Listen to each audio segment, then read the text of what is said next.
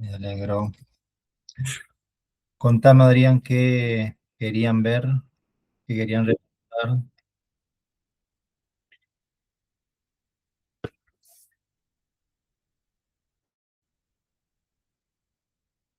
Ujú. Bien, bien. Ahí tuvieron algunos ejercicios, sí, ¿no?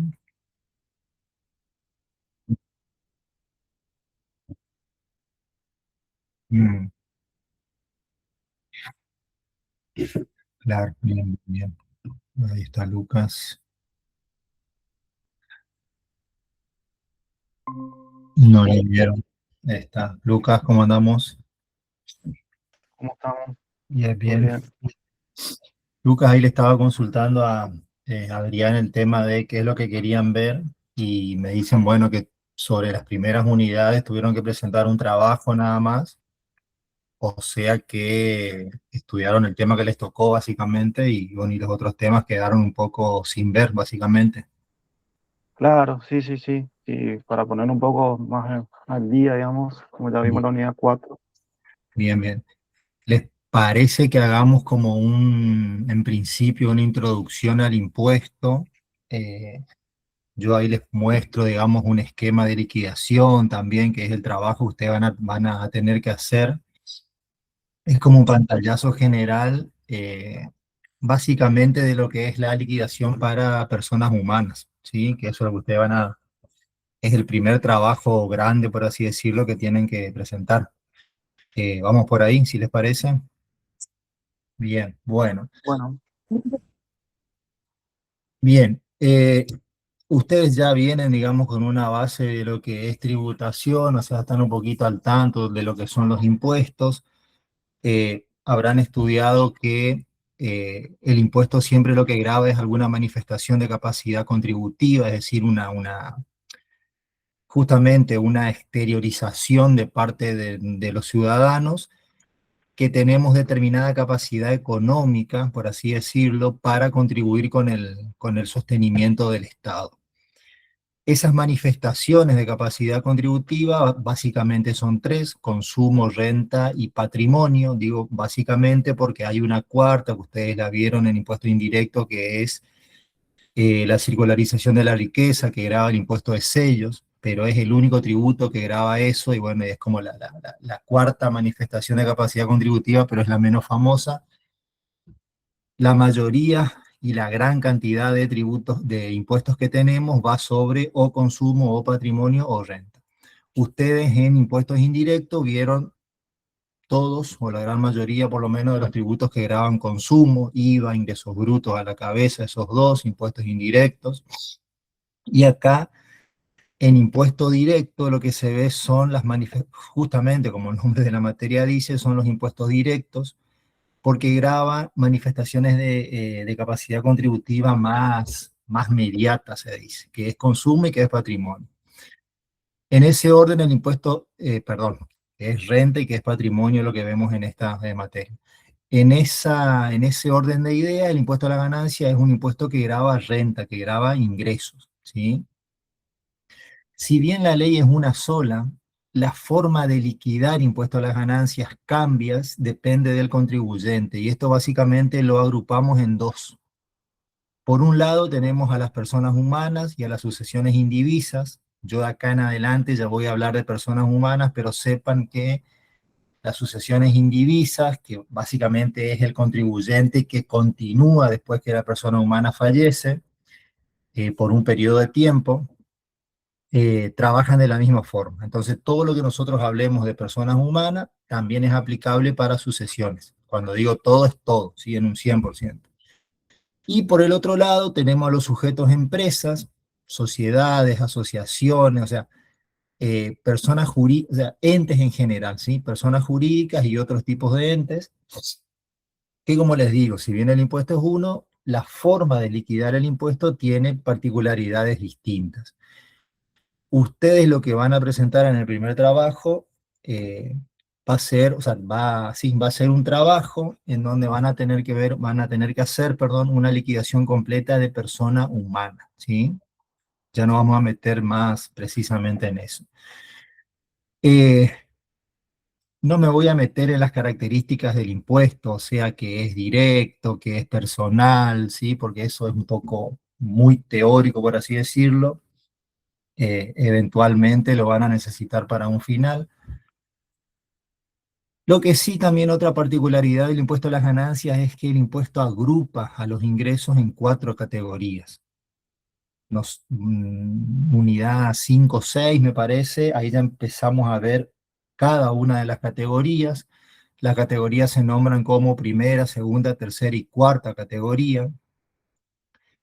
En esta, a ver, una persona humana puede tener ingresos de las cuatro categorías, pero generalmente en este trabajo de personas humanas y cuando se ve liquidación de persona humana, se estudia primera, segunda y cuarta. ¿Tá? Tercera se la deja, pero es por una cuestión pedagógica y una especie de simplificación nada más, porque también la materia es bastante amplia, ¿sí? El impuesto es bastante largo, entonces se trata de equiparar lo que queda en el primer trabajo y en el segundo. Pero, como decía, una persona humana puede tener rentas de la primera, segunda, tercera y cuarta. La primera, segunda y cuarta categoría de ganancias, eh, a ver, si ustedes me preguntan por qué el impuesto agrupa por categorías, la verdad que no sé, sí, nunca lo leí. Eh, y decía, la primera, segunda y cuarta categoría agrupan a las rentas por tipo de renta. Es una agrupación, una clasificación, digamos, objetiva. Primera categoría, rentas del suelo; segunda categoría, rentas de capital; cuarta categoría, rentas del trabajo personal. Primera, rentas del suelo, tiene que ver básicamente con locación de inmuebles, urbanos, rurales, lo que sea, ¿sí? Y todo lo que está ahí alrededor. Segunda categoría, rentas de capital, colocar un importe de dinero en lo que sea para obtener un rendimiento con el nombre que sea, interés, ¿sí? Cualquier denominación, digamos. Y cuarta categoría agrupa a los ingresos que vienen de rentas del trabajo personal, relación de dependencia, funciones públicas, profesiones, oficios, funciones de director, socio gerente, ¿sí? Rentas un poco más que dependen de la capacidad o de la idoneidad de la persona. ¿Tá? Después, cuando nos metamos en cada una de las categorías, vamos a ver que si bien cada categoría tiene estos ejes, digamos, esta columna vertebral, renta del suelo, capital, vamos a ver que por ahí tenemos rentas que no siguen este eje central de cada categoría, pero bueno, en líneas generales, todas las categorías de primera tienen que ver con locación de inmuebles, todas las de segunda con renta de capital y así las de cuarta. Tercera categoría es una categoría que agrupa a las rentas no por objeto, no por tipo de renta, sino por sujeto. Si ustedes van y leen el artículo 53, que es el de los ingresos de la tercera, van a ver que dice que son ingresos de la tercera categoría las obtenidas por, y ahí empieza a enumerar sujetos, ¿sí? Por sociedades anónimas, por SRL, por resto de sociedades, ¿sí? Y primera, segunda y cuarta, no, me dice que son ingresos la alocación de inmuebles urbanos o rurales, la colocación de capitales, el trabajo en relación de dependencia, ¿tá? Entonces acá lo que también vamos a ver nosotros es que existe una especie de articulación entre primera y tercera categoría, una especie de relación, y entre segunda y tercera. ¿Por qué? Porque si yo digo que la alocación de inmuebles es de primera, y después digo, eso es en el 44 y en el 53 digo que, o la ley dice, mejor dicho, que las rentas obtenidas por una SA son de tercera, ¿qué pasa si una sociedad anónima alquila un depósito? O sea, por la renta es de primera, pero resulta que vos me estás hablando de un sujeto de la tercera. Bien. La ley decide, la ley nos dice, tanto en el artículo 44 que es de primera, como en el 48 que están los ingresos de segunda, cuando se dan estas situaciones, la renta es de tercera. O sea que el sujeto, digamos, prima por sobre el tipo de renta.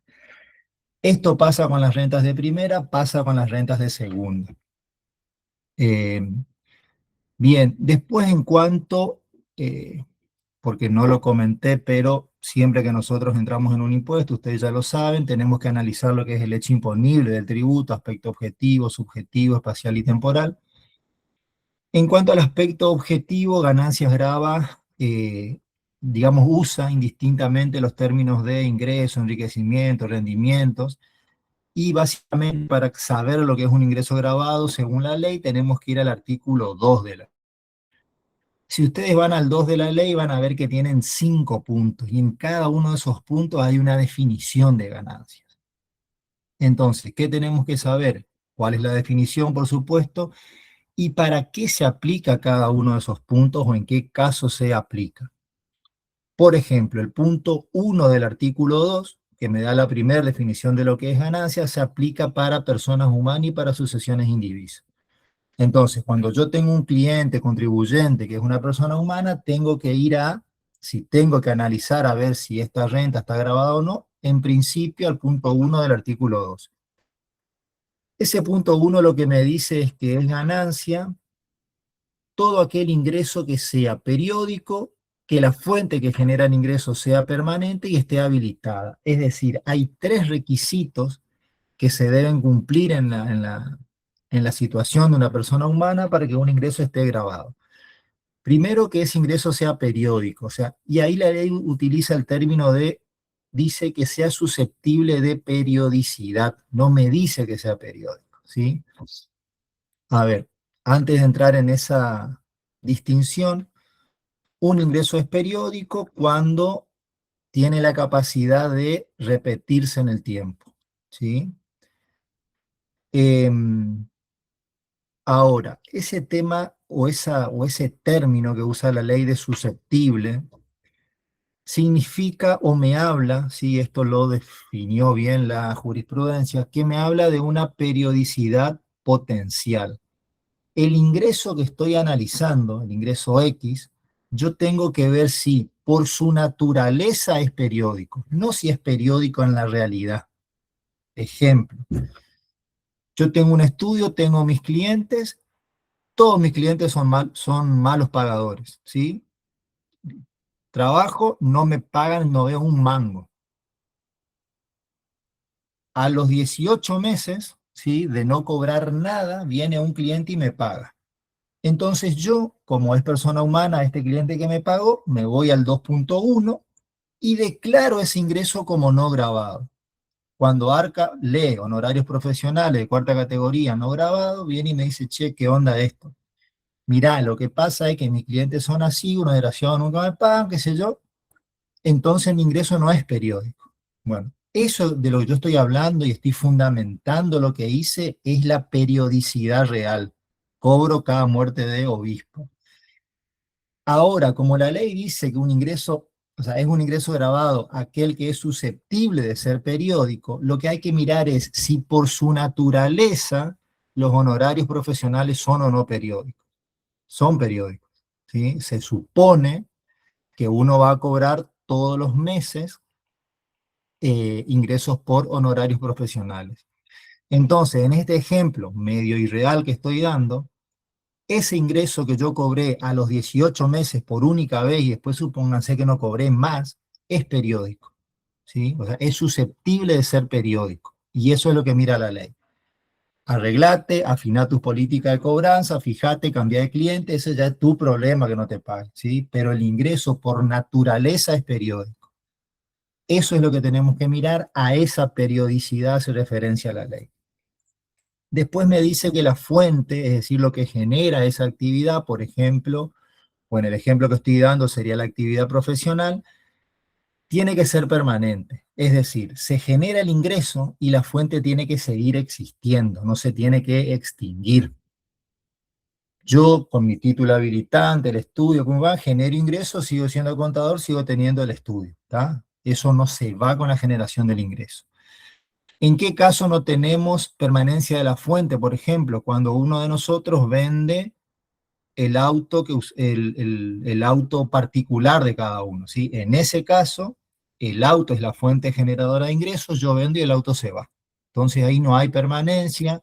Fíjense que tampoco hay habitualidad, nadie es habitualista en la venta de su auto propio, digamos, ¿sí? Uno lo venderá cada 2, 3, 4, 20 años por una cuestión de que está roto, del modelo, de lo que sea, ¿sí? Pero no hay una actividad habitual en eso. y tampoco la fuente es permanente. Y acá aclaro una cosita. No es lo mismo que yo venda mi auto particular a que una concesionaria venda autos, ¿sí? Porque ahí la fuente no es la misma. La fuente no necesariamente siempre tiene que ser un bien. En el caso de la concesionaria, la fuente que genera ingresos es la actividad profesional. Es lo mismo, y eso lo vamos a ver un poquito más adelante, que yo venda los bienes de uso del estudio. El bien de uso no es la fuente generadora de ingresos. Yo tengo esos bienes de uso porque ejerzo una actividad profesional. La concesionaria tiene esos automóviles, bienes de cambio en ese caso, porque ejerce una actividad empresaria. Entonces, en esos dos casos, la fuente es la actividad empresaria para la concesionaria y la actividad profesional para el contador, abogado, escribano, lo que sea. ¿Está? Entonces, en la concesionaria no vale este razonamiento de vendí un auto, la fuente se extinguió porque el auto se fue. No, ahí no es el auto la fuente, sino tu actividad. Si yo vendo mi auto propio, personal, particular, ahí sí, como no hay actividad atrás, digamos, ahí sí el auto es la fuente.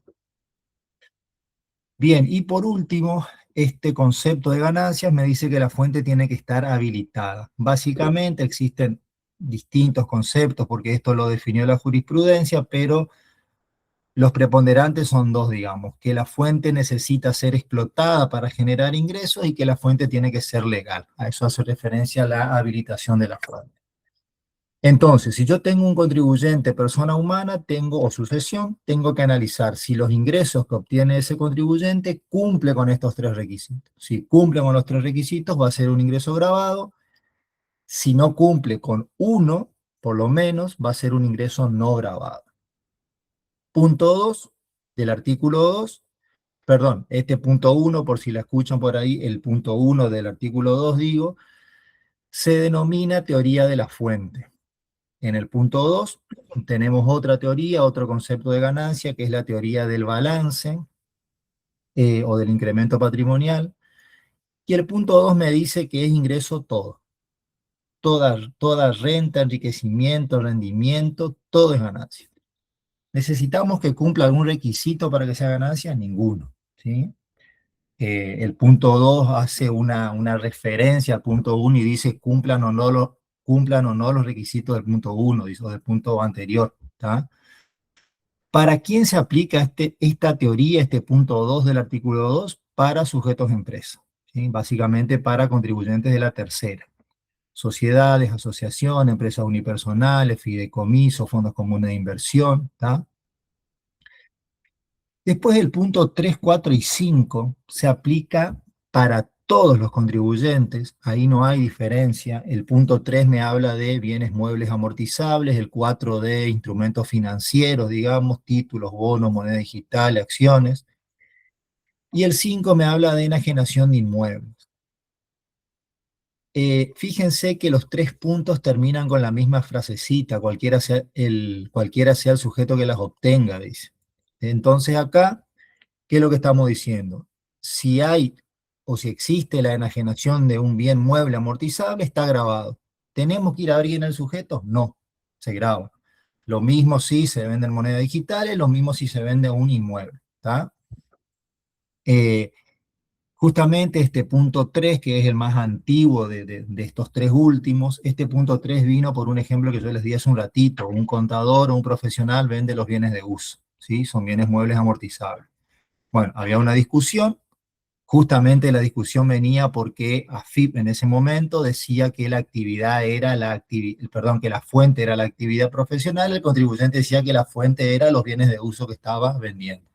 Listo, con este punto 3 ya esa discusión no tiene cabida, porque cuando yo le grabo a una persona humana porque vende los bienes de uso, no le estoy grabando por el punto 1 del artículo 2, sino le estoy grabando por el punto 3 del artículo 2. ¿Está?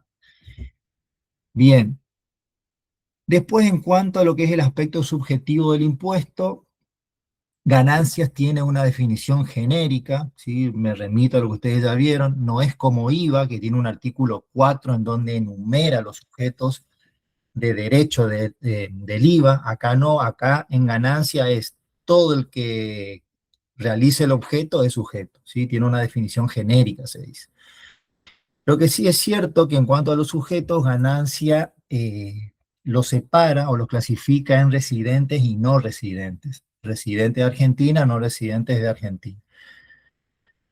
El concepto de residente es un concepto, también así tienes distintos incisos en este caso, como el punto 2, sí, está en el artículo 119, pero bueno, para lo que nosotros necesitamos, vamos a decir que residente es aquella persona que vive en Argentina, ¿sí? Que tiene todos sus centros de intereses en Argentina, familiares, económicos. Y también no me quiero meter en el 119, también como habíamos hablado recién, es un tema que eventualmente lo necesitarán para el final. Creo que esta materia se promociona, así que esperemos que no lo necesiten. Pero todas las liquidaciones que ustedes hagan en la práctica va a ser de sujetos residentes, porque los no residentes tienen una liquidación muy cortita, es tomar la base imponible por alícuota y se terminó.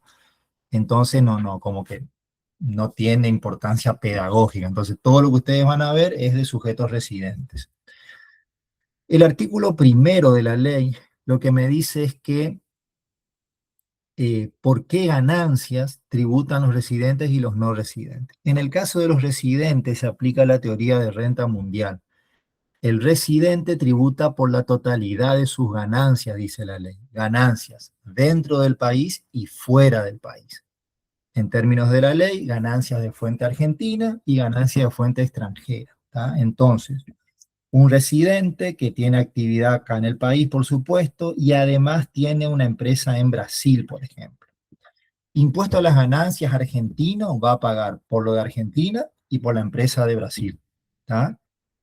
Ahora, el mismo artículo primero considera esta situación de que en Brasil, seguramente el Estado federal brasilero le va a cobrar un impuesto a la renta por esa empresa que tiene en Brasil. Entonces, en el artículo primero se establece una especie de compensación, articulación entre el impuesto a la renta brasilero y el impuesto a las ganancias argentino. ¿Ah? También en un práctico lo vamos a ver, pero básicamente y con algunas limitaciones, el impuesto que se paga en Brasil se lo trae a Argentina como pago a cuenta del impuesto argentino. Mal dicho, pero para que se entienda, como una especie de retención, digamos, se lo va a traer a Argentina y le vamos a restar ese impuesto brasilero al impuesto argentino, con algunas limitaciones. ¿Sí? Eso lo vamos a ver en un práctico porque esa limitación hay que calcularla, digamos. ¿Tá? Y después el no residente tributa únicamente sobre ganancia de fuente argentina. Un sujeto brasilero, residente brasilero, que tiene actividad en Brasil y una empresa en Argentina. Acá solamente tributa por la empresa de Argentina, ¿sí? O sea que es la situación inversa, digamos. Eh, bien, ¿alguna pregunta hasta acá, chicos?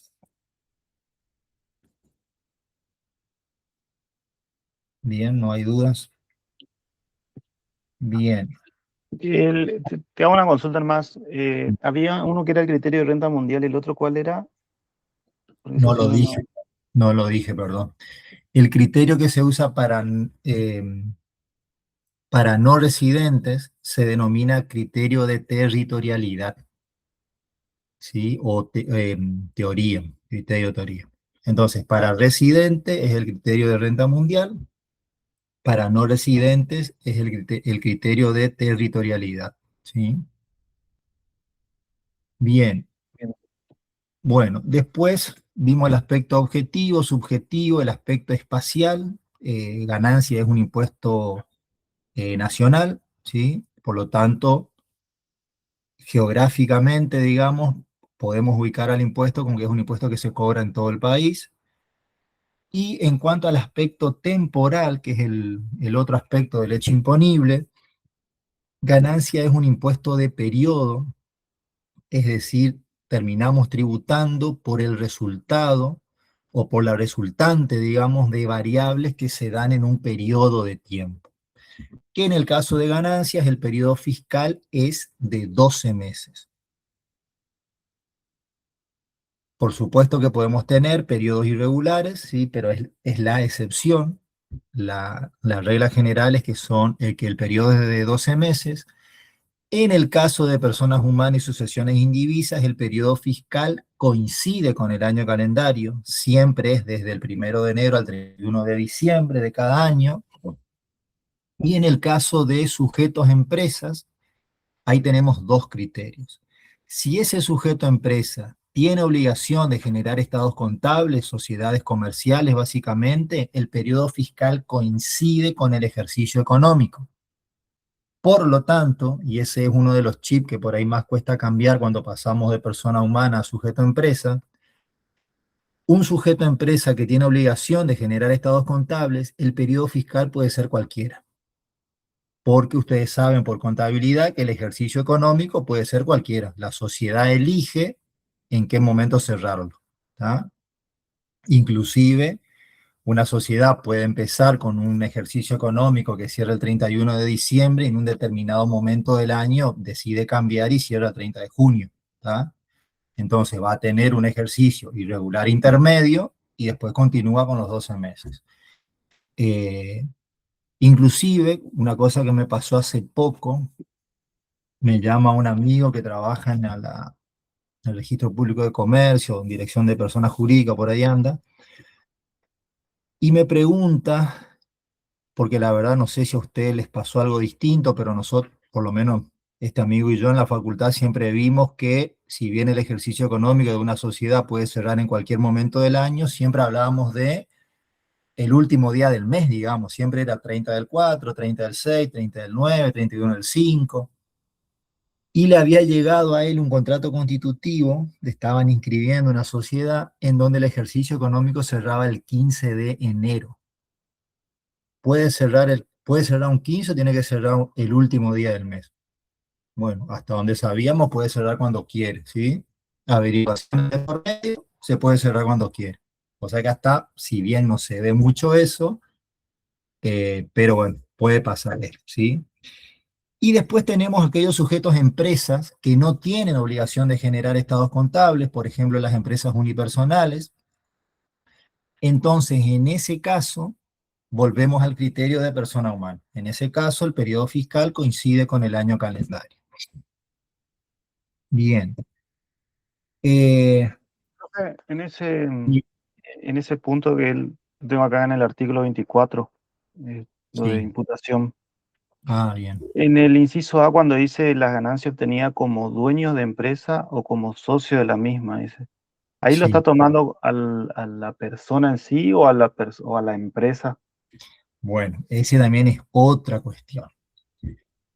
Hay sujetos empresas, ¿sí? Ahí te está hablando de las rentas de la tercera categoría, te dice que imputa por lo devengado, ¿está? Para que quede claro lo que estás leyendo. Pero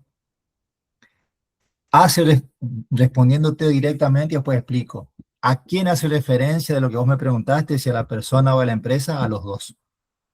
¿Por qué? Porque en tercera, que tenemos a todos los sujetos empresas, hay algunos sujetos que pagan su impuesto a las ganancias y hay otros sujetos que no. Le tiran la mochila a los socios. Ejemplo, una sociedad colectiva determina su ganancia neta sujeta a impuesto. Supongamos que los tres somos socios de la colectiva. Ustedes dos tienen el 40%, yo el 20% de lo que es el capital, ¿no? Entonces, la colectiva que hace, determina la ganancia y después le da a ustedes dos, a cada uno el 40% de esa ganancia y a mí el 20%. Y yo pago el impuesto a las ganancias por el 20% y ustedes dos por el 40%. Y hay otros sujetos empresas, como las SA, que determinan la ganancia, calculan el impuesto y lo pagan. No le distribuyen a sus accionistas. ¿Sí? ¿Cómo sabemos cuáles pagan el impuesto y cuáles le hacen pagar a sus socios? Todos los sujetos que están en el 73, ¿sí? Que ahí están las sociedades de capital para ganancias, pagan su propio impuesto. Las que no están en el 73 le distribuyen a los socios. ¿Tá? La unipersonal, por ejemplo, determina la ganancia y le da la ganancia a la persona humana que pague. ¿sí? No nos olvidemos que, o sea, que la unipersonal es una persona distinta a la persona de su dueño. ¿Ah? Si bien por ahí cuesta, porque no hay contabilidad, todo se mezcla, pero el kiosco de revista que está en la vereda de mi laburo es una persona y Raúl Barbosa, que es el dueño, es otra persona. ¿Tá? Entonces la unipersonal trabaja igual que el ejemplo que di con la colectiva. ¿Tá? Bien, ¿quedó claro ahí, Lucas? O sea, eso de todas formas lo vemos bien cuando entramos en tercera. Pero se da tipo una superposición así de categoría como hablábamos antes, o porque no es renta de capital lo que se reciben los socios, no. No, O terceras, claro, es de ah, tercera, ¿sí? bien, bien. Bueno, ahí en esto que hablamos, no, o sea, es todo de tercera, ¿tá? El tema es, a ver, aclaro esto, cuando la sociedad anónima declara esa renta, que la SA es de capital y paga su propio impuesto, perdón, paréntesis, lo que Ganancias llama sociedad de capital no es lo que nosotros sabemos de, bueno, en mi época se llamaba comercial y empresario, de lo que ustedes estudiaron en la Ley General de Sociedades, ¿sí? En la Ley General de Sociedades teníamos sociedad de capital, mixta y de persona. Bueno, Ganancias habla de sociedad de capital y no tiene nada que ver con la clasificación que hace la Ley General de Sociedades. ¿Tá? Pero bueno, eso lo vamos a ver bien cuando entramos en tercera. Quería ya aclarar, en esto que estamos hablando, que la sociedad paga su impuesto y que, perdón, que la SA paga su impuesto y que la colectiva lo que hace es distribuir entre los socios, cuando las sociedades de capital declaran la ganancia es de tercera y cuando los socios de una colectiva o el dueño de la unipersonal declara la ganancia también es de tercera. ¿Tá? En este caso que preguntó Luca estamos hablando todo de rentas de tercera. La pregunta que me hizo Luca me dio pie porque cuando hablamos de los accionistas que cobran dividendos, eso es segunda. ¿Tá? Por eso, sí, está esa diferencia, digamos. Solo en Bien, el cobro de dividendo, digamos. claro, solo Ah, dividendos es de segunda, ¿sí? bien. Bien. Bueno, ahí me abriste la puerta para lo que tiene que ver con imputación, que también tiene que ver con el aspecto temporal. Ahora lo vamos a ver bien en un esquemita, pero básicamente, ya lo vamos a ver y así ya nos metemos en el esquema. Mientras busco aclaro, cada una de las categorías tiene un principio de imputación general, ¿sí? Por ejemplo, ahí eso que Lucas preguntó es de la tercera categoría, todo está ahí en el 24, en el artículo 24. Eso que Lucas preguntó es de tercera, decía, y lo que me dice ahí es que tercera categoría imputa por el devengado, ¿tá? La otra categoría, a ver, espérame chicos, si es esto, sí, acá está. Sí. La otra categoría que imputa por devengado es primera, ¿tá? Entonces tenemos que primera y tercera imputan por lo devengado, ¿sí? Este es un esquema de liquidación para personas humanas, ya lo voy a ir explicando. Entonces, fíjense que de lo primero que habla este esquema justamente es de los criterios de imputación. Y después tenemos segunda y cuarta que imputa por lo percibido. Ahora, yo les había dicho que son criterios generales de imputación. ¿Por qué? Porque dentro de primera hay algunas rentas que van por percibido, igual que en tercera, y en segunda y cuarta hay algunas rentas que van por devengado. ¿Tá? Entonces, eso es lo que se conoce, también está en el 24, como excepciones al criterio de lo devengado y excepciones al criterio de lo percibido. El percibido está definido en la ley de ganancias en el mismo artículo 24, ¿sí? Y ganancias me dice que el percibido puede venir por tres lados, digamos, ¿sí? Puede tener tres significados. El primer significado es el cobro liso y llano, es el ingreso de dinero, sea en efectivo, en cuenta bancaria, lo que sea, ¿sí? Es el cobro tal cual como lo conocemos. El segundo tiene que ver con la puesta a disposición del dinero. Es decir, el contribuyente no agarró, por así decirlo, el dinero, ¿sí? Pero está disponible para que lo tome y lo use. Esa es la puesta a disposición. Y el tercer significado que tiene el percibido es la reinversión del dinero con autorización del contribuyente. ¿Tá? Yo acá para ejemplificar el percibido tomo un caso que es el del plazo fijo. Aclaro, el plazo fijo en persona humana está exento, pero igualmente nosotros tenemos que decir a qué periodo corresponde, ¿sí? Por más que esté exento, las rentas exentas también se declaran o se incluyen en la declaración jurada de ganancias. Entonces, por ejemplo, yo hago un plazo fijo a 30 días, a los 30 días voy y retiro el dinero, ¿sí? Vamos a la prehistoria, voy por ventanilla y agarro la guita y me voy, ¿sí? Ese es un cobro liso y llano, ¿tá? Es percibido. Ahora, el mismo plazo fijo a los 30 días vence, no necesito el dinero, no me acordé que vencía, por lo que sea, no lo retiro. Entonces, el banco, ¿qué hace? Cuando el plazo fijo vence, ese dinero se acredita en una cuenta corriente, en una caja de ahorro. El dinero está disponible en mi caja de ahorro, por ejemplo, yo puedo pasar por un cajero y retirar el dinero, pero no lo retiré, quedó ahí la guita. Está disponible, está a mi disposición el dinero, es percibido, ¿sí? Y el caso de la reinversión del dinero serían esos plazos fijos con renovación automática. Vieron que uno elige y ahí, digamos, pone, bueno, quiero con 3 renovaciones. Entonces, hago el depósito, a los 30 días el primer plazo fijo, digamos, vence y el banco automáticamente lo que hace es toma el capital, toma los intereses y me constituye un segundo plazo fijo por 30 días. En ese primer 30 días ya hay un percibido. No cobré, no tengo el dinero a mi disposición, ¿sí? Pero porque yo le dije al banco, mira, reinvertilo, ¿tá? Entonces, a los 30 días, en los 3 casos que di, existe un percibido. En uno me fui con la plata, en otro dejé la plata en la cuenta y en el otro el banco me hizo otro plazo fijo, ¿tá?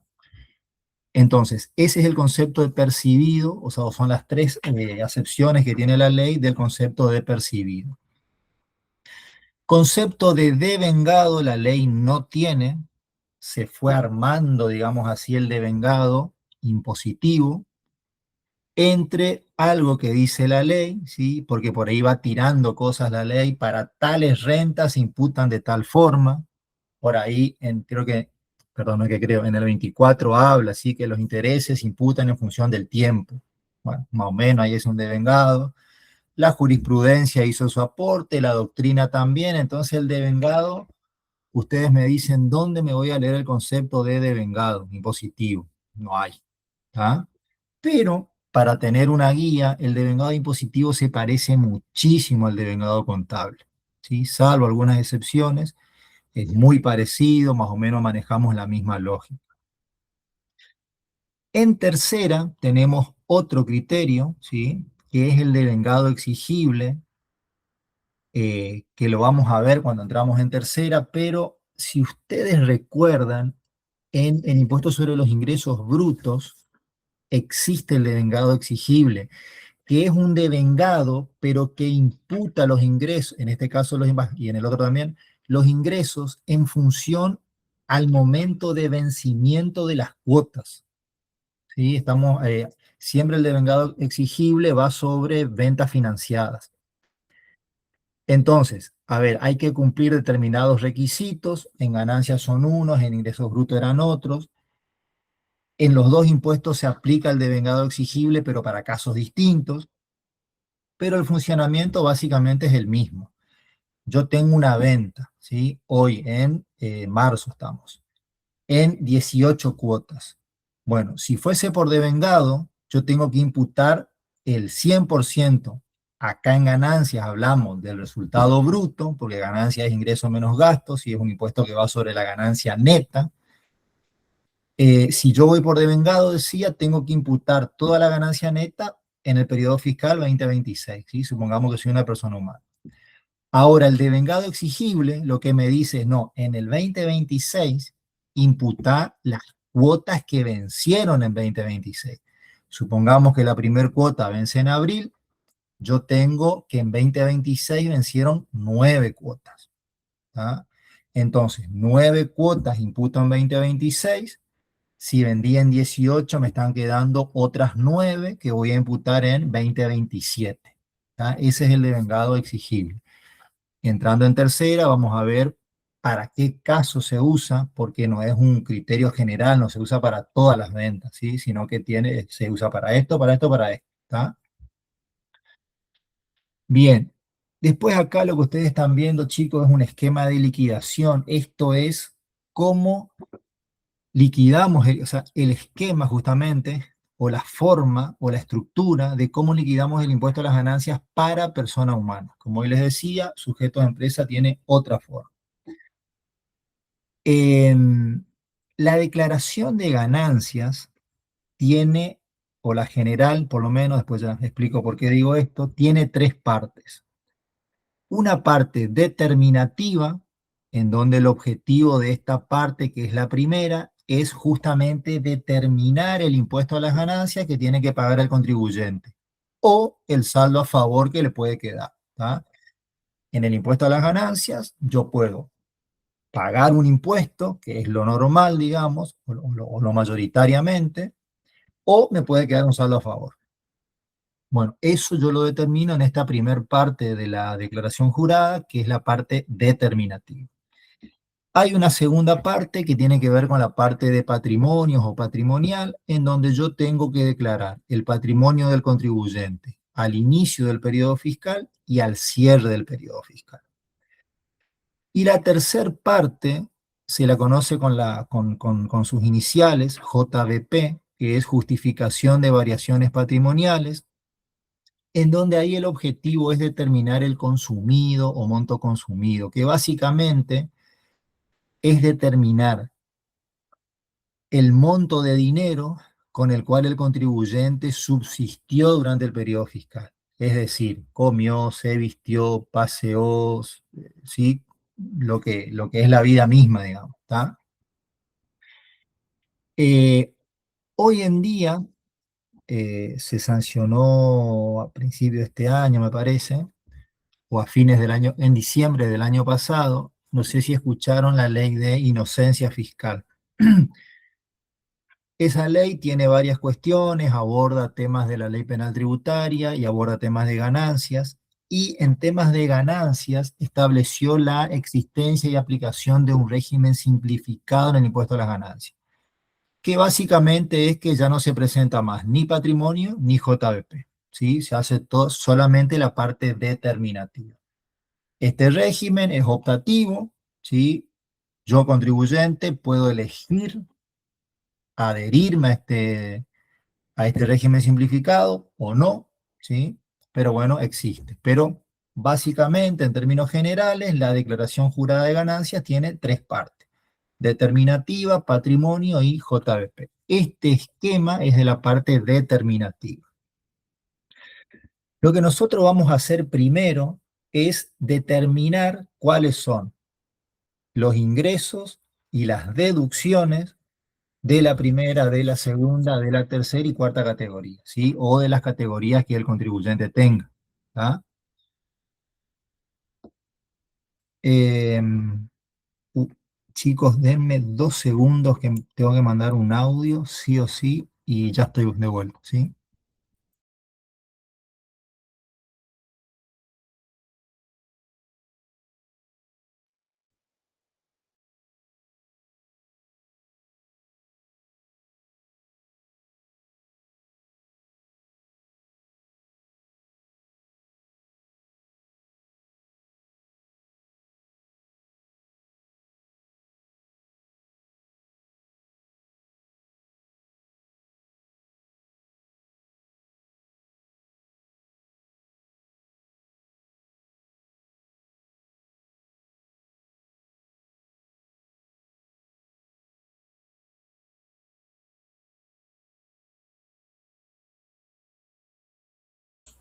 Bien, chicos, perdón, ahí estamos. Bien, entonces decía, lo primero que vamos a hacer justamente es clasificar los ingresos del contribuyente en la categoría que él tiene, ¿sí? Dentro de cada una de las categorías, lo que nosotros tenemos que identificar son los ingresos y las deducciones. Como dije hace un ratito, ganancias es un impuesto que grava la ganancia neta, es decir, que me permite restar gastos, pongámosle así en principio. Entonces, en este esquema, lo que está escrito, por ejemplo, son los artículos en donde están los ingresos de cada una de las categorías, primera 44, segunda 48, tercera 53 y cuarta 82, y después las deducciones. ¿Tá? Fíjense que hay una línea que me habla de deducciones generales. Fíjense que ahí se repiten los dos artículos en las cuatro categorías, 83 y 86. Y después tenemos 89, 90 y 91, primera, segunda y tercera, que son deducciones propias o especiales de primera, de segunda y de tercera. Cuarta no tiene. En el artículo 86 y en los artículos de las deducciones especiales, nosotros tenemos una enumeración de gastos. ¿Sí? En el 86, por ejemplo, prima de seguro, amortizaciones, delito cometido contra la empresa. En el 89, primera tiene un solo gasto especial, que son los gastos de mantenimiento. Segunda, en el 90, también son los gastos de regalía. Y en tercera categoría, el 91 es un poquito más largo, tiene más gastos. Y bueno, y ahí están, digamos, la enumeración de gastos con requisitos que se debe cumplir para acceder al cómputo. Ahora, en el artículo 83 no hay enumeración de lo que es una deducción, porque aclaremos, no todos los gastos que el contribuyente tiene son deducciones, ¿sí? La deducción es lo que yo puedo meter en ¿sí? En la declaración jurada. Esas son deducciones. Después gasto todo lo que al contribuyente le genere erogación de fondos. Y esa diferencia entre gasto y entre deducción está definida en términos generales en el 83. En el 83 lo que tenemos es el concepto de lo que es una deducción admitida en el impuesto a las ganancias. ¿Qué me dice el 83? Que son deducciones todas las erogaciones necesarias para obtener, mantener y conservar la fuente generadora de ingresos grabados. Si el gasto, ¿sí? El contribuyente por ahí viene y acá están mis gastos, ¿tá? Yo tengo que empezar a tomar y ver si esos gastos, ¿sí? Dicho de otra forma, tienen que ver con la actividad del contribuyente y si son gastos que son, que se hacen para obtener ingresos, ¿tá? Por ejemplo, en una empresa que yo laburaba, un día me cae uno de los socios, toma, esto es lo que yo pago por la universidad de mi nieto. En aquel momento, gastos de educación no eran deducibles, ¿sí? Hoy sí. Después tenemos que ver si los gastos de educación deducibles son del nieto, o sea, de quién, ¿está? Pero bueno, a ver, en ese momento la universidad del nieto no tenía nada que ver, no era un gasto necesario para obtener, mantener y conservar la fuente generadora de ingresos grabados, ¿sí? Entonces eso no va en la declaración jurada, ¿está? O mira, me fui de vacaciones y gasté esto. Súper, te felicito, qué lindo el destino que elegiste, pero en la DJ de ganancia no va.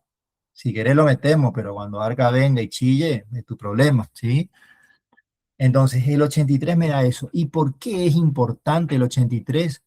Porque es prácticamente imposible que una ley enumere todos los gastos que el contribuyente se puede deducir. Si no estuviese el 83, sería totalmente perjudicial para el contribuyente, porque en la enumeración que podamos hacer, por más que el legislador le ponga empeño, siempre va a haber un gasto que no se contempló. O, por ejemplo, la ley es en el tiempo relativamente estable y resulta que cuando la ley se modificó, por ejemplo, la ganancia se modificó en el 2018, grande. Después tuvo otras modificaciones, pero más chiquititas. Hoy podemos tener gastos que no se contemplaban hace 7 años atrás, ¿sí? Entonces siempre va a quedar algún gasto no contemplado. Si yo tengo un gasto que no lo encuentro en el 86 y no lo encuentro en ninguna de las deducciones especiales de las categorías, pero cumple con el 83, no importa que no esté enumerado. Lo mismo lo meto, ¿sí? Ejemplo de, Profe, sí, el 86 ese es el que dice, hay uno que 86 deducciones especiales de las categorías primera, segunda, tercera y cuarta. exacto. Y después hay un 85 que también habla de... Sí, pero ese 85, espera que justo me agarraste con las Ah, dos manos perdón. ocupadas. Aguanta, mira, ese 85, ya lo vamos a explicar, viene acá abajo. Acá, mira, ¿sí? Ah, Ese ok. 85 son deducciones, pero como se dice, afuera de las categorías. Esto sería adentro de las categorías y esto es afuera. El 85 va afuera, ¿sí? Ya vamos a llegar a ese. Un ejemplo rápido de esto de la importancia del 83. No sé si la conocieron, una señora que ya falleció, periodista, terminó haciendo radio AM, Magdalena Ruiz Iñazú. Bueno, era una periodista que en su momento trabajaba en televisión, puso gastos de peluquería, maquillaje, estética, digamos. Por supuesto, los honorarios como periodista entran en honorarios profesionales, son rentas de la cuarta categoría. Esta señora puso estos gastos de estética, llamémosle, como gastos de representación. Cargó en un lugar en la declaración jurada que decía gastos de representación. Vino DGI en aquel momento, un fallo viejo de Tribunal Fiscal de la Nación, y le dijo, vos no podés tener gastos de representación porque los gastos de representación están en el artículo 91 y el 91 tiene o contiene las deducciones especiales de tercera y vos tenés gasto de cuarta. Impugnó, le generó un impuesto, un ajuste, me tenés que pagar esto, no estuvo de acuerdo el contribuyente, siguió discutiendo, esto llegó al Tribunal Fiscal de la Nación y el Tribunal Fiscal de la Nación dijo, DGI tiene razón, no es gasto de representación, pero por aplicación del 83, que esta señora se mantenga bien presentable, digamos así, es un gasto necesario para obtener, mantener y conservar la fuente de ingresos, porque la señora trabaja con su conocimiento, su capacidad de periodista, pero también trabaja con su imagen. Entonces, en síntesis, no tuvo que pagar nada, digamos, porque simplemente lo que hubo fue una mala identificación, llamémosle, del gasto, ¿sí?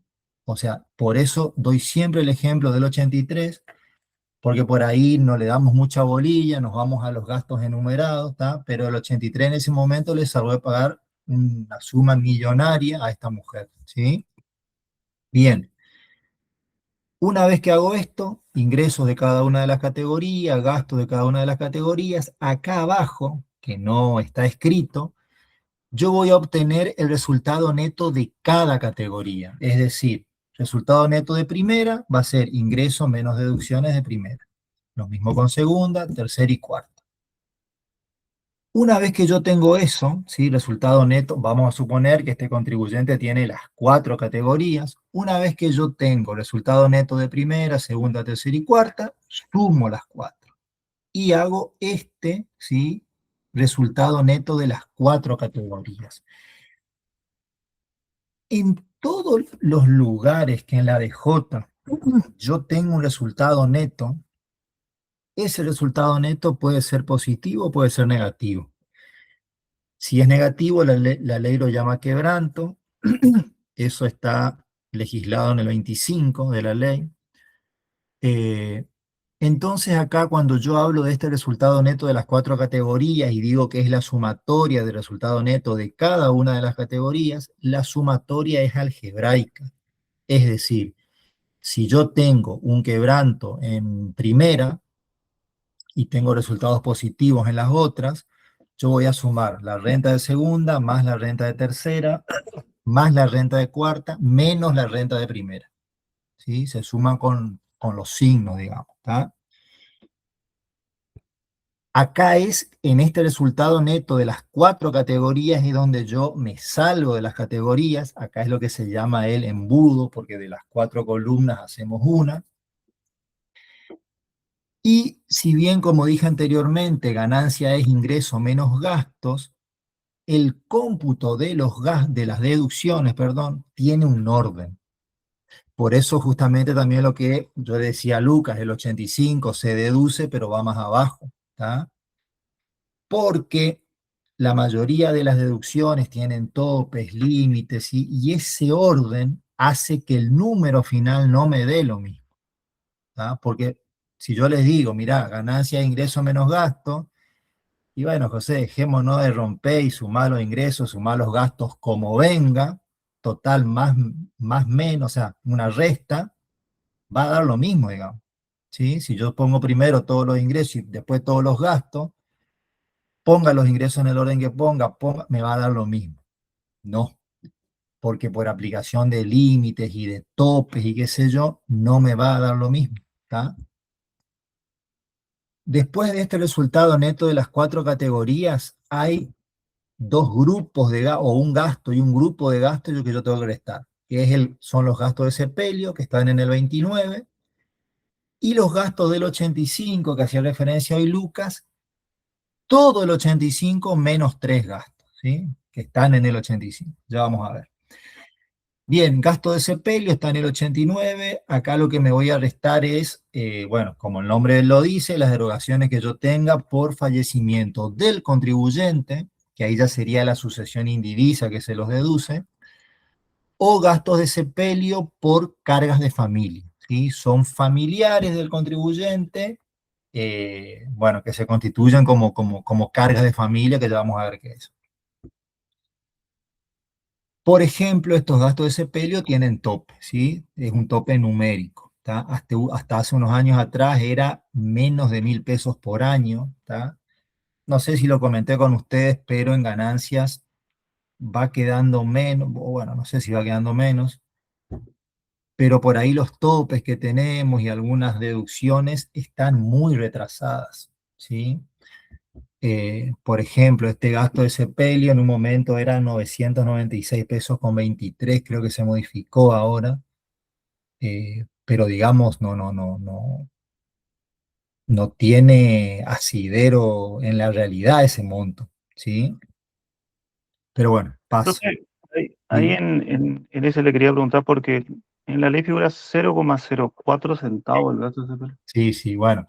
Vieron que nosotros tuvimos ahí que, no sé, yo tengo registro que allá por los 70 teníamos como moneda el tesoley, y antes creo que era el peso, después pasamos a los australes en los 80, después volvimos al peso, el peso se desvalorizó 48.000 veces, bueno, ese 4 centavos, creo que me dijiste, Luca, quedó de una moneda ya, no sé, pesos ley, poner, ¿está?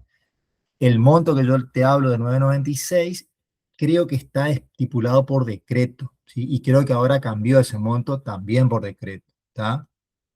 Eh, Así están las cosas, ¿sí? Por ahí no es la forma más conveniente de poner topes en la ley. Hace unos años se estableció otro sistema para otros tipos de gasto en ganancia que está mucho mejor, pero bueno, en el caso de gasto de sepelio viene por decreto puesto, ¿ah? Bien, después acá también me voy a restar todos los gastos que están enumerados en el 85, menos donaciones prepagas y gastos médicos. Eh, La mayoría de los gastos del 85 tienen tope, pero estos 3 gastos que todavía no me los deduzco acá tienen tope porcentual, ¿sí? Es el 5% de la ganancia neta. Los gastos del 85 que sí me deduzco acá tienen topes numéricos, entonces no hay problema. Los porcentuales quedan para después.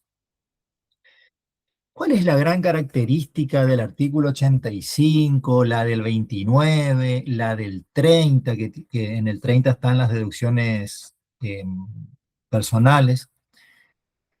Creo que lo charlamos la vez pasada. Son deducciones que no cumplen con el 83.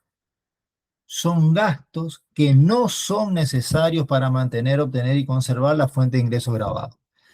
Pero como el impuesto a las ganancias para personas humanas es un impuesto de tipo personal, admite estos gastos que tienen que ver con la vida cotidiana, ¿sí? No me acuerdo si hablamos algo del 85 la vez anterior, pero acá en el 85, por ejemplo, tenemos que el contribuyente puede deducir, bueno, perdón, voy antes, gasto de sepelio, está bien, o sea, no es una situación linda, pero ¿qué tiene que ver el fallecimiento del contribuyente con la generación de ganancias? Nada, ¿sí? Después, en el 85, intereses hipotecarios. Yo me saqué un préstamo para comprar o construir mi casa donde yo vivo, donde no tengo ninguna actividad económica. ¿Qué tiene que ver el interés con la generación de ingresos grabados? Nada, me los puedo deducir.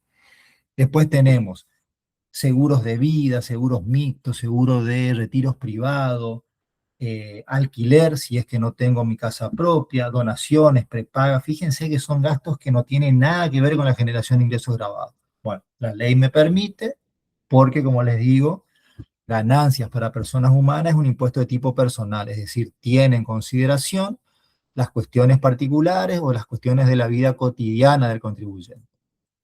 Bien, me deduzco todo lo del 85, llego a otro resultado neto que se denomina resultado neto antes de donaciones, prepaga y gastos médicos, y recién acá me voy a deducir eso del 85 que no lo hice, ¿sí? Estos tres gastos justamente. Como les decía, ¿por qué este diferimiento, por así decirlo, en el momento en que me deduzco? Porque estos gastos, estos tres gastos, tienen tope porcentual y me dice que es el 5% de la ganancia neta. Entonces, primero me deduzco todo y sobre este resultado neto, antes de donaciones, prepaga y gastos médicos, sobre esto calculo el 5%. A ver,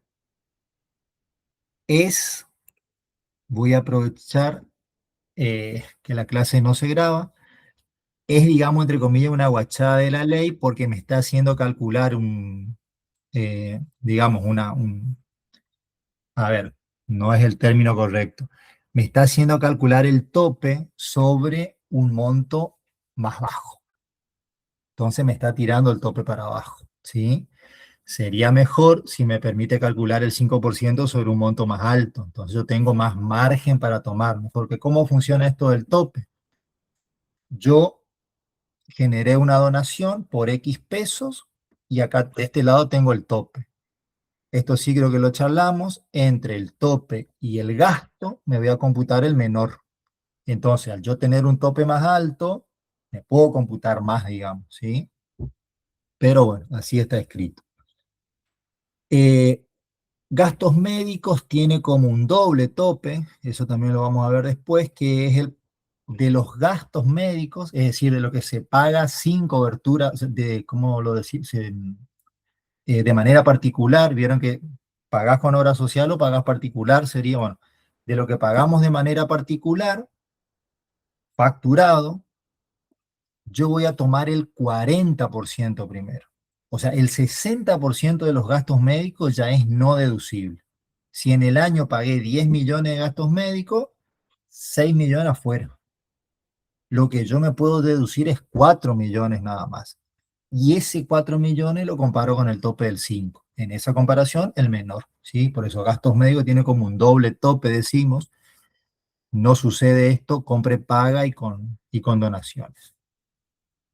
Bien, ahí llegamos a otro resultado neto que no tiene ese nombre, pero es la ganancia o quebranto del ejercicio. A eso le voy a restar quebrantos de ejercicios anteriores. Esto la ley me permite, está en el artículo 25. Si yo en periodos anteriores tuve pérdidas, si tuve algún resultado neto, lo que yo hago es trasladar ese quebranto a ejercicios posteriores, por supuesto, para pagar menos impuestos. Tengo un límite temporal de que yo puedo arrastrar un quebranto durante 5 periodos fiscales siguientes. Si al periodo fiscal 6 ese quebranto me sigue quedando, o por lo menos una parte de ese quebranto, lo pierdo, ¿sí? O sea, los quebrantos, pongámoslo así, tienen una vida útil de 5 años. Bien, acá después de este quebranto de ejercicios anteriores, también me resto las deducciones personales, mínimo no imponible, carga de familia, deducciones especiales, y acá llego a la ganancia neta sujeta a impuesto. En el caso de persona humana, yo me voy a ir con esta ganancia neta sujeta a impuesto al artículo 94 de la ley, que hay una tablita con distintos tramos, ¿sí? Los tramos son intervalos que van desde tantos pesos hasta tantos pesos, ¿sí? Entonces yo lo que voy a hacer es ubicar, digamos, la ganancia neta del contribuyente en uno de esos tramos, ¿sí? Si mi ganancia es de 100 millones, veo que me dice desde tanto hasta tanto y está contenido ahí el 100 millones. Ahí en ese tramo yo voy a tener un impuesto fijo, un impuesto variable, ¿sí? Voy a calcular y eso lo que me va a dar como resultado, la suma del impuesto fijo más variable, es el impuesto determinado. No está en el esquema, pero es impuesto determinado, le resto si el contribuyente pagó anticipos, sufrió retenciones, percepciones, y ahí me va a dar o un impuesto a pagar o un saldo a favor. ¿Ah? En su trabajo para la primer parte de la materia, por lo menos hasta el año pasado fue así, van a tener que ustedes escribir un trabajo, ustedes crear, digamos, un práctico en donde van a tener que liquidar esto, ¿sí?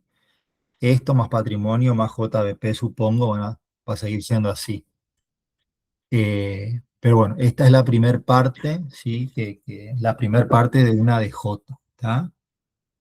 ¿Preguntas, chicos?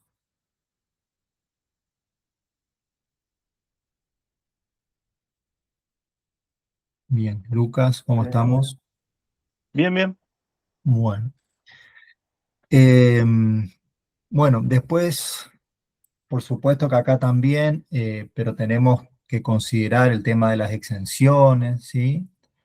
Eh, con el tema de las exenciones, por ahí que es un artículo medio largo, eh, por ahí en principio está bueno tener medianamente en mente las exenciones que tiene ganancia.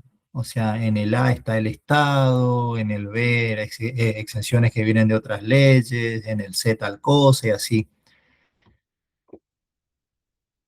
Pero recuerden que lo fundamental de las exenciones tiene que ver con los requisitos que esas exenciones tienen. Por ejemplo, en el caso de los entes sin fines de lucro, eh, un ente sin fin de lucro, depende cuál sea, tiene distintos requisitos, pero un ente sin fines de lucro va a estar exento siempre y cuando cumpla con esos requisitos de la ley. Si no los cumple, no, digamos.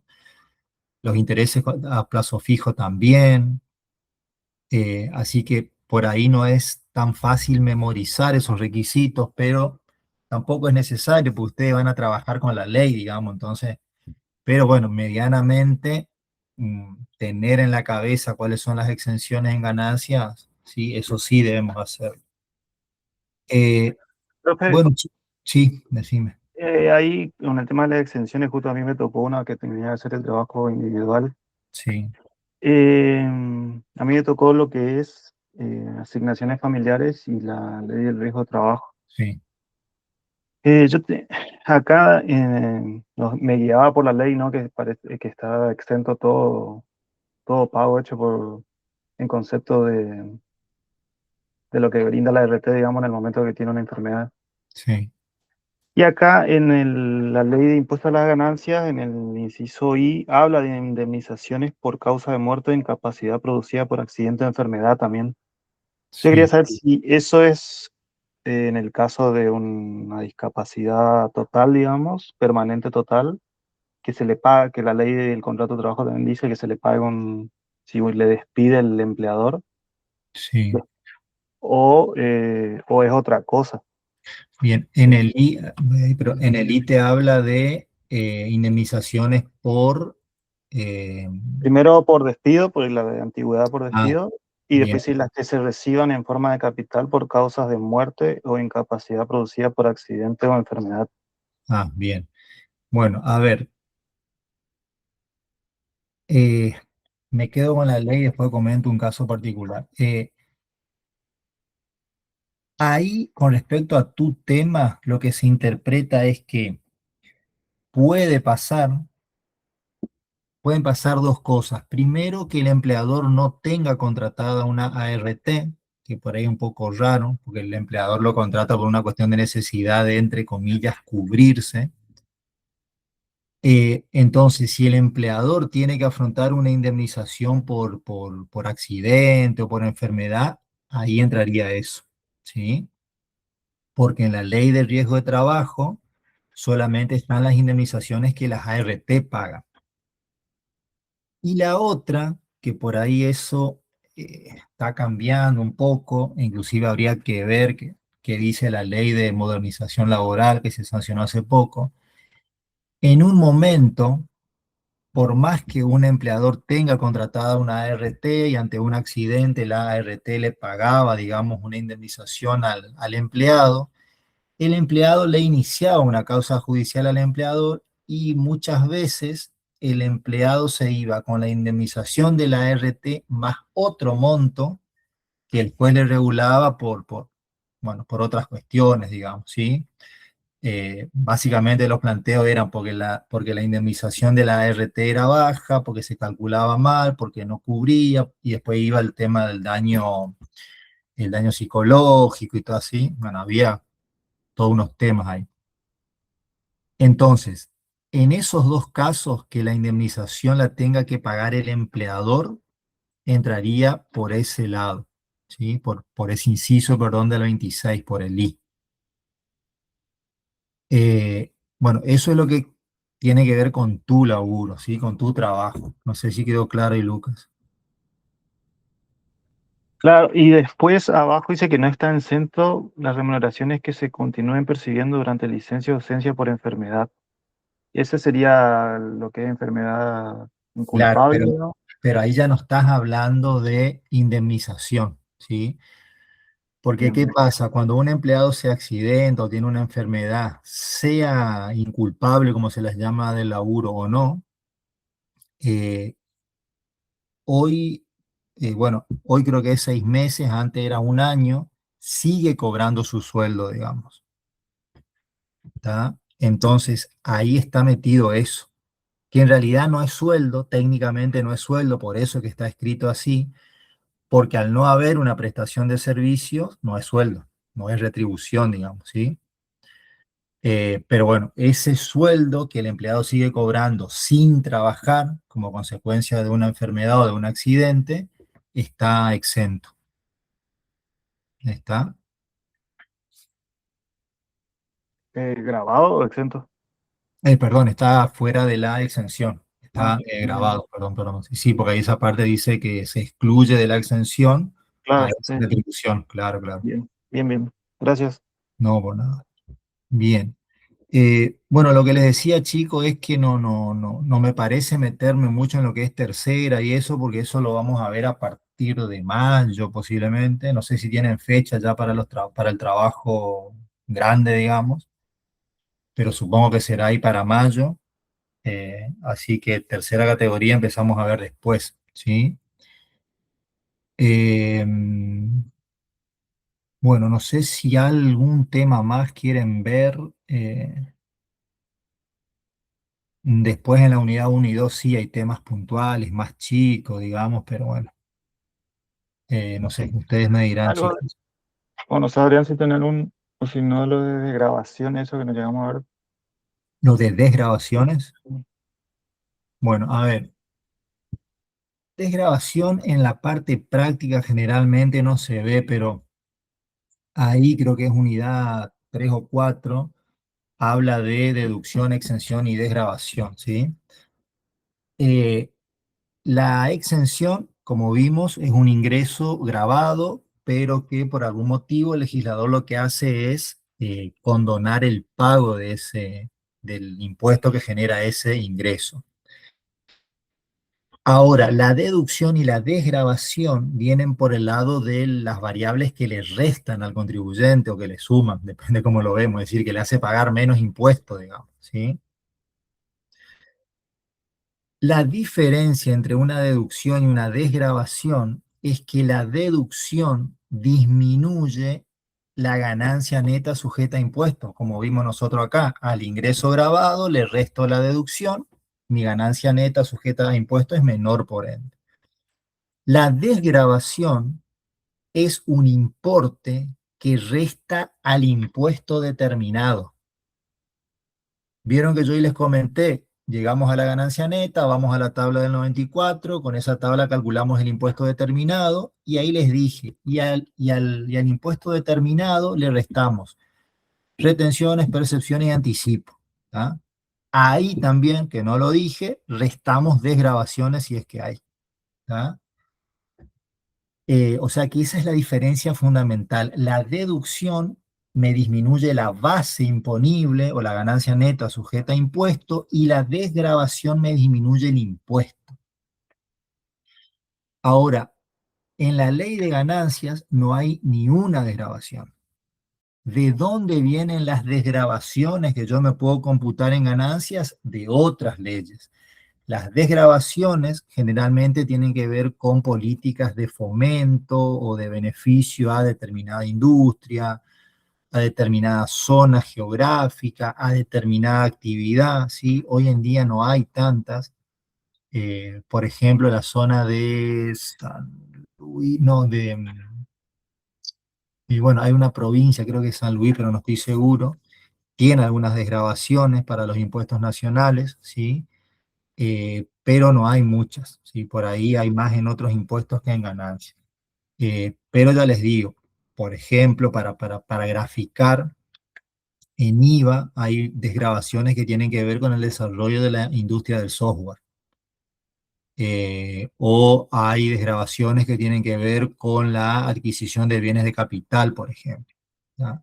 Entonces, para fomentar la renovación de bienes de capital, el Estado lo que dice, bueno, mira, si vos invertís en bienes de capital, en bienes de uso, de tu inversión te podés desgravar de tal impuesto el 10%, ¿sí? El 10% con el tope de tal cosa, ¿sí? Siempre así medio.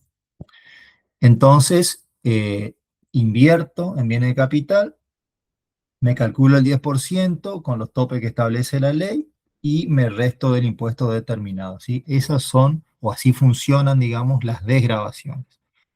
Que en ganancias, la verdad, hoy en día no hay mucho. Creo que por el tema del RIGI, el régimen para incentivo de grandes inversiones, algo así es, que justamente tiene que ver con la inversión en bienes de capital. Ahí hay algo, sí, pero es muy poco, ¿tá? Estamos ahí, Entonces está antes de determinar el impuesto. Se no, le re- después, Después, una vez determinado el pues, impuesto, ahí se le... trabaja igual que una retención, por ejemplo, ¿sí? Bien. Acá, mira, viste, vos llegás a la ganancia, de ahí vas, calculás el impuesto, y acá abajo, digamos, ahí te restás anticipo, retención de percepciones y desgravaciones. Porque como dijimos, la desgravación lo que hace es restar o disminuir el impuesto. ¿Ah? Bien. Gracias. No, por favor. Bien, ¿algún tema más, chicos?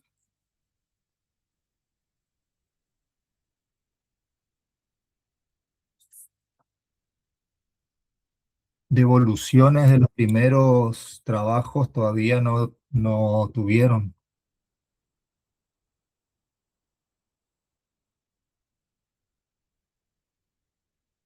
Ah, bien, bien. Bien, bien, sí, no hubo, no les mandaron para que rehagan, digamos, para que corrijan, bien. Entonces ella está adentro de eso. O sea, y el trabajo, los integradores, entonces hace uno de persona humana, crear un caso tenemos que crear nosotros. Eso Sí, sería. o sea, tienen que crearlo y después lo tienen que defender, ¿tá? Mm. Eh, si no me acuerdo, sí, hasta, bueno, por lo menos desde que se implementó el sistemito hasta el año pasado, los trabajos son individuales y bueno. Después eso, como les digo, se presentan, hay una fecha en donde una especie de que rinden una especie de oral, digamos, es un oral, pero básicamente tiene que ver con el trabajo, o sea, no sale de ahí.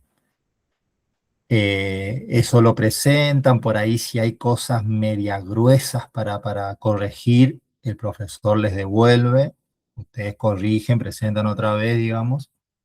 Hay como una devolución antes de la defensa y bueno, y después viene esa defensa, que como les digo, la defensa no se sale de los temas que ustedes pusieron en el trabajo, porque el trabajo lo hacen ustedes, no les dice, por ejemplo, tiene que tener renta de primera, tiene que tener tantas deducciones, tantas exenciones, tal situación, ustedes lo hacen como ustedes quieran.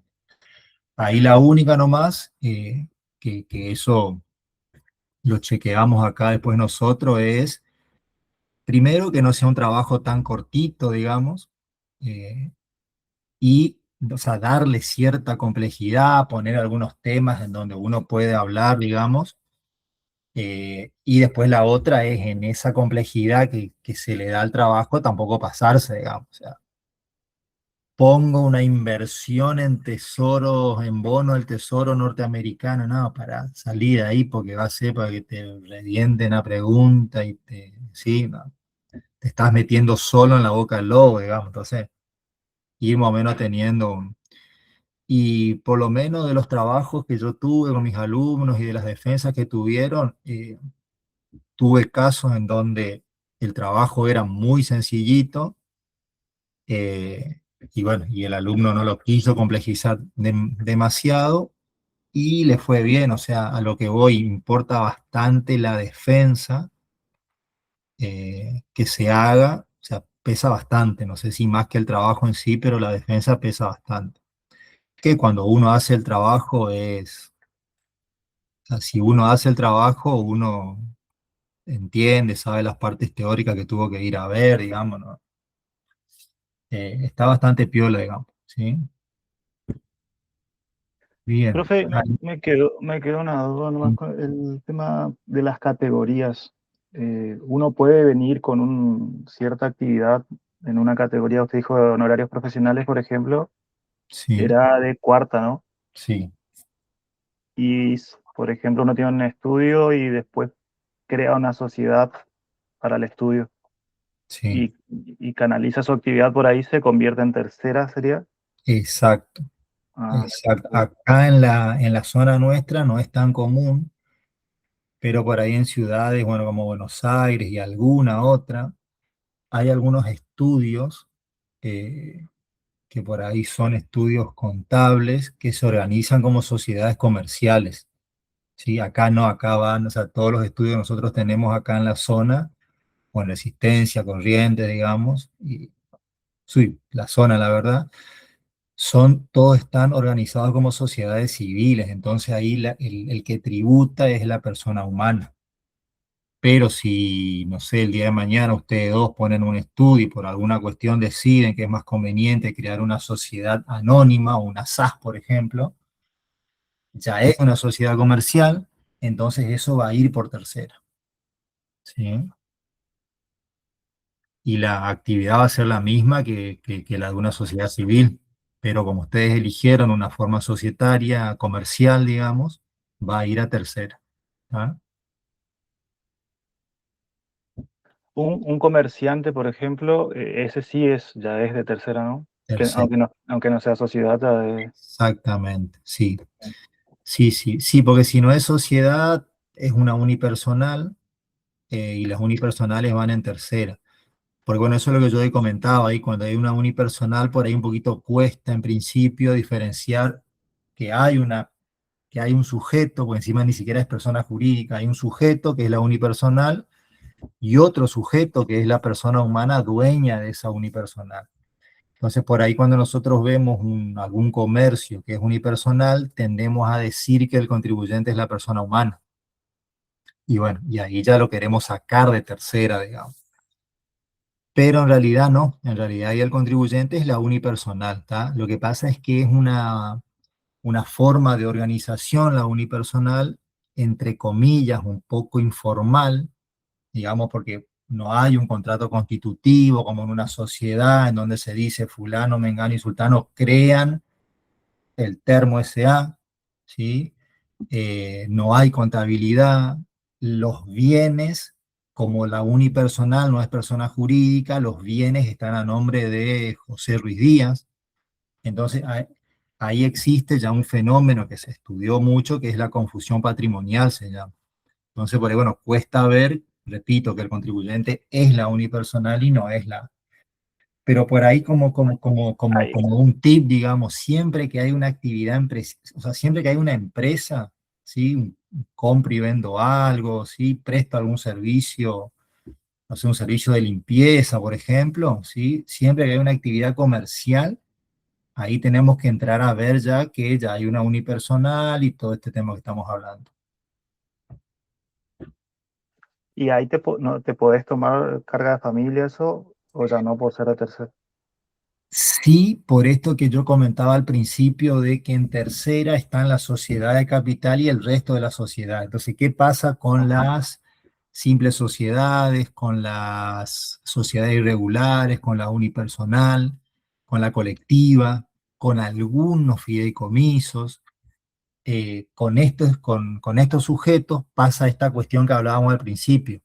Por ejemplo, la unipersonal determina su ganancia y le da a la persona humana que tribute.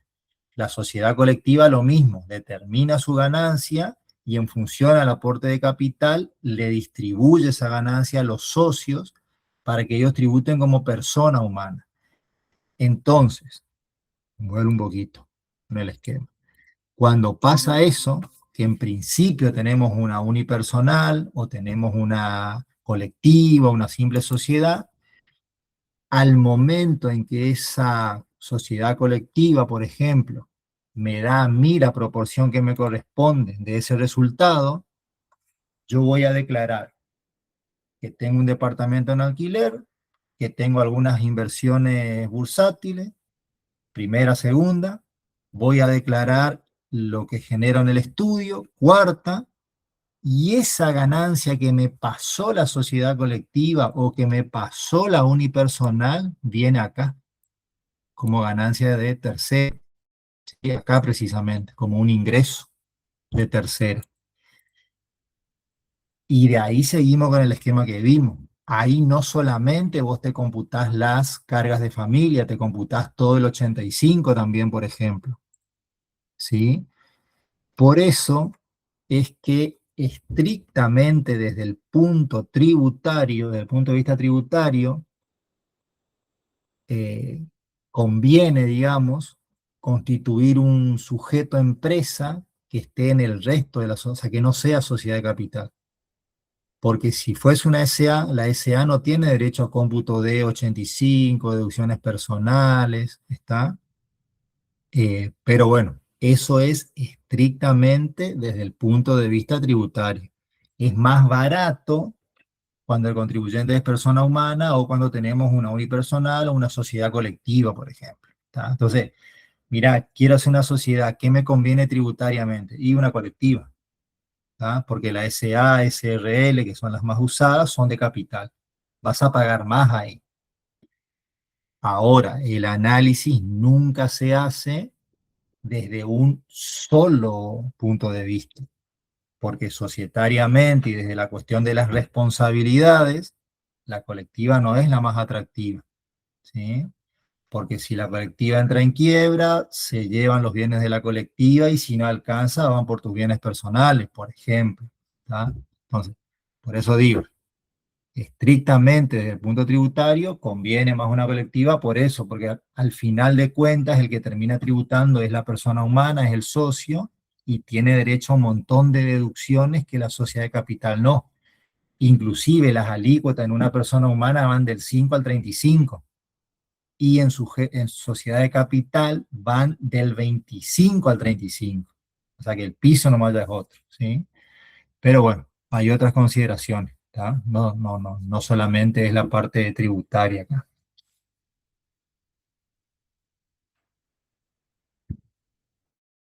¿Algo más, Ok. chicos? Eh, ¿Mañana vamos a tener clase o cómo es? Eh, sí, mañana es nuestro día Mm, mm. normal, digamos. Sí, sí. Y quedaríamos ahí para más o menos tener un...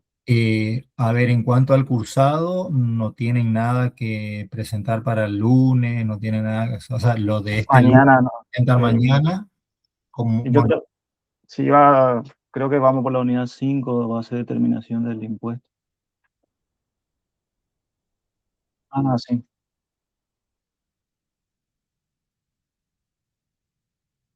Sí. claro, las 5 es determinación y ya las Sí. 6 es primera. 6 es ganancia de la primera categoría.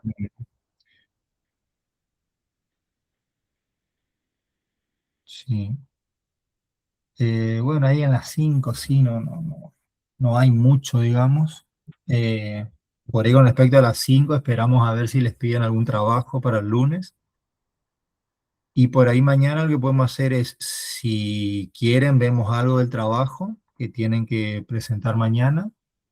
Y si no, por ahí podemos entrar en un poquito en el análisis de lo que es primera. Bien. Vamos a ir viendo eso. ¿Mm? Bueno, chicos, si no hay Bueno, preguntas, nos vemos mañana entonces. bueno, profe, ¿Mm? gracias. Listo. Nos Nos- vemos. Hasta chao, luego. chao.